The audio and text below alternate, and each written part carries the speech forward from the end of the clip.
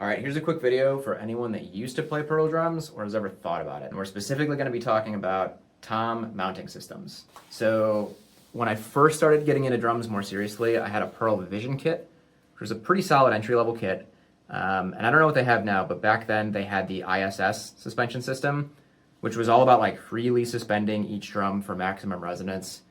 Cool in concept, but I feel like one of the last things on a entry or mid-level drummer's mind is like the subtle tonalities of how each drum is sounding. Plus there were multiple times once I started gigging around with that thing where you're banging it around in and out of venues, loading in and out, and the drum would just straight up drop. And then Pearl's also got their Optimount systems, which is like way more stable, way more structurally sound. You don't run into those types of issues loading in and out of venues or anything like that, but you are still using these guys, which are Pearl's actual tom arms. So I know there's several iterations of them, but the issue that I had with them is same thing. You're running around, you're gigging, you're loading in and out, it happens, and stuff is gonna get worn down. And when it does, this would get stripped.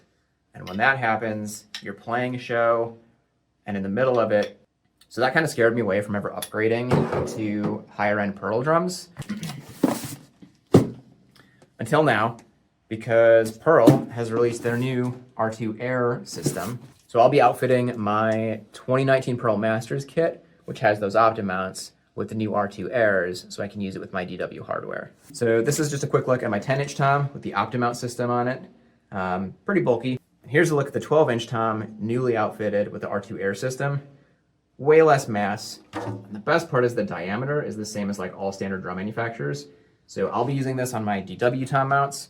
You can put it on your Thomas stands, whatever you got. All right, and here's a shot of it all put together. And again, that's on a DW tom stand.